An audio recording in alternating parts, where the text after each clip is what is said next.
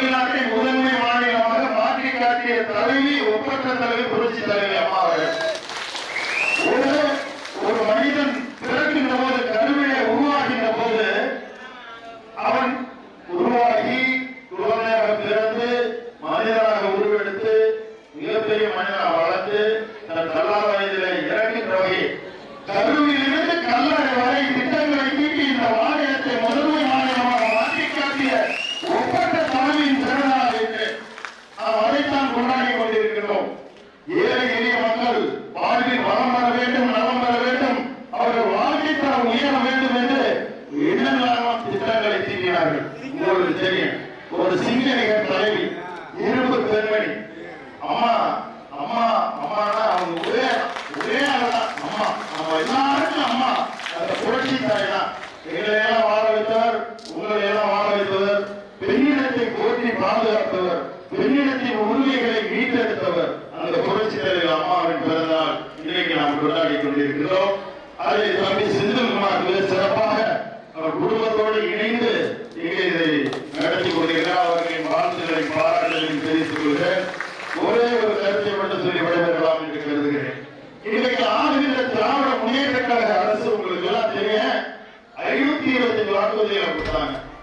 525 வாக்குறுதிகளை கொடுத்து ஒரு 13% வாக்கு, 100% 13% வாக்குறுதிகள் நிறைவேற்றப்பட்டன.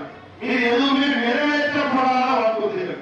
உங்க எல்லாருக்கும் தெரியும், சொசைட்டில கொண்ட கடனை நகைய அடவுங்க, நான் திருப்பி தரேன்னாரு, திருப்பி தரல. ஒவ்வொரு வீட்லயும் கல்யாணம் ஆகாத முதிர்கணிகள் தான் வேலை, உடனே வேலை தரப்படும் அப்படின்னாரு, வேலை கொடுக்கல. ஆமா, கல்யாணம் பண்ணா அம்மா கொடுத்ததான் எடுத்துட்டாங்க. அதாவது தாய்மார்களே, உங்க சிந்தனைக்கு நான் ஒண்ணு சொல்லியிருக்கேன். நம்ம வாழ்க்கையில மறக்க முடியாத தலைவர் அம்மா. எப்படின்னா, ஒவ்வொரு வீட்லயும் நம்ம பொண்ணு கல்யாணம் ஆகி போகும்போது டிகிரி படிச்சிருந்துச்சுன்னா 50,000 பணம் கொடுத்து 10,000 மாற்று தங்கம் ஒரு போன கொடுத்தாங்க. பஸ்ஸு தங்கம். அது இன்னைக்கு வேலை 1.4 லட்சம். உங்களுக்கு தெரியும், மாட்டுக்கு 1000 தரம் 2000 ஏமாத்தி இதுவரை எவ்வளவு கொடுத்துருக்காரு? மேக்சிமம் உங்களுக்கு கொடுத்துருந்தா இந்த 5000 சேர்த்து 30,000 கொடுத்துருப்பாரு. அந்த ஒரு பவுன் நகைங்க இந்த 30,000 நல்லா சிந்திச்சு பாருங்க. இதெல்லாம் அவர் இன்னும் உங்களுக்கு சொல்ற ஒரு சிந்தனைக்கு, நம்மளுக்கு கரண்ட் பில்லு அம்மா ஆட்சி, நம்ம எடப்பாடி ஆட்சி காலத்துல எப்படி இருந்துச்சு, இன்னைக்கு எவ்வளவு கட்டிட்டு இருக்கு? 100 ரூபாய் கட்டினவங்க 500 ரூபாய் கட்டுறாங்க, 500 ரூபாய் கட்டினாங்க 1100 ரூபாய் கட்டுறாங்க, 1500 ரூபாய் கட்டுறாங்க, 2500 ரூபாய் 3000 ரூபாய் கட்டுறாங்க, 3000 ரூபாய் கட்டினவங்க 7000 ரூபாய் கட்டுறாங்க. அப்படி இந்த கரண்ட் பில்ல உயர்த்திட்டாங்க. தண்ணி வரி, குடிநீர் வரி, சொத்து வரி அத்தனையும் உயர்வு, விலைவாசி உயர்வு. விலைவாசியா நீங்க நீங்க நினைச்சு பாருங்க, நம்ம ஆட்சி காலத்துல, அம்மா ஆட்சி காலத்துல பால் என்ன விலை, இப்ப என்ன விலை, அந்த எல்லாமே சர்க்கரையிலிருந்து எல்லாமே பாருங்க, எல்லாமே விலை உயர்ந்திருக்கு. அம்மா கொண்டு வந்த அத்தனை திட்டங்களை தெரிவிக்கிறாங்க. ஒரு 5000 கோடி இல்லைங்க, அந்த 5000 கோடி இந்த அரசாங்கத்துக்கு நிச்சயம் தானே. நம்ம அம்மா போட்ட திட்டத்தை நிறுத்தாங்க, அதுக்கு செலவு பண்ண திட்ட பணத்தை சேமிச்சு வச்சுக்கிறாங்க. அது போய் நம்ம வரி உயர்வு மூலம் மிகப்பெரிய ஒரு தொகை அவங்களுக்கு கிடைக்குது. இது இல்லாம என்ன பண்ணிக்கிறாங்க தெரியுமா தாய்மார்களே? கடந்த 22 நம்ம நாடு சுதந்திரம் அடைந்த காலத்திலிருந்து வாங்காத கடன் இதுவரையும் 24 ஆண்டுகளாக ஆண்ட அரசியல், காமராஜர் அண்ணா யாரோ ஆண்டிருக்காங்க, 10 வருஷம் அவங்க எல்லாம் ஆண்டிருக்காங்க. அவங்க வாங்குற கடனே 5 லட்சம் கோடி இதுவரை இருந்தது. இதுல 4 வருஷத்துல இன்னைக்கு 6 லட்சம் கோடி வாங்கிட்டு விடாரு. நேற்று 1 லட்சம் கோடிக்கு கடன் வாங்கி திட்டத்தை அறிவிக்கிறாரு. முன்னாடி ஒரு 5 லட்சம் வெறும் 4 வருஷத்துக்குள்ள.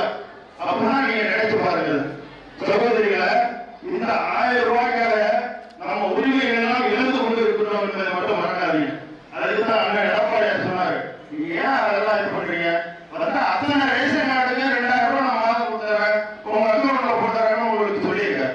அதெல்லாம் நினைச்சு பார்த்துருங்க. என்ன மகளிர்களுக்கு மிகப்பெரிய 25,000 ஸ்கூட்டர் வாங்கணும். நீங்க வேலை பார்க்கிற பெண்களுக்கு சொல்லியிருப்பாங்க, வேலைன்னா கவர்மெண்ட் வேலை இல்லை, நீங்க ஒரு கடையில கூட வேலை பார்க்கறதா சொல்லி ஒரு சர்டிபிகேட் வாங்கிட்டா உங்களுக்கு 20,000 ரூபாய் பணம் கொடுத்துருவாங்க, நீங்க ஸ்கூட்டி வாங்கிக்கலாம். செய்யணும்னு சொல்லியிருக்காரு தாய்மார்கள. நம்ம வீட்டு பிள்ளைங்க கல்வி கடன் பெற்றிருந்தால் அதை எல்லாத்தையும் அரசை ஏற்று திருப்பி செலுத்தணும்னு சொல்லியிருக்காங்க. பேங்க்ல பெற்ற கடன்களை எல்லாம் திருப்பி செலுத்துவாங்க. மாற்றுத்திறனாளிகளாக இருந்தால் அவங்க கூட்டுறவு சங்கத்தில் வாங்கின அத்தனை கடன் ரத்து செய்யப்படும் என்று சொல்லியிருக்கிறார்கள். இதெல்லாம் விட இன்னொன்னு, வீடு இல்லாதவர்களுக்கு வீடு கட்டி தரப்படும்.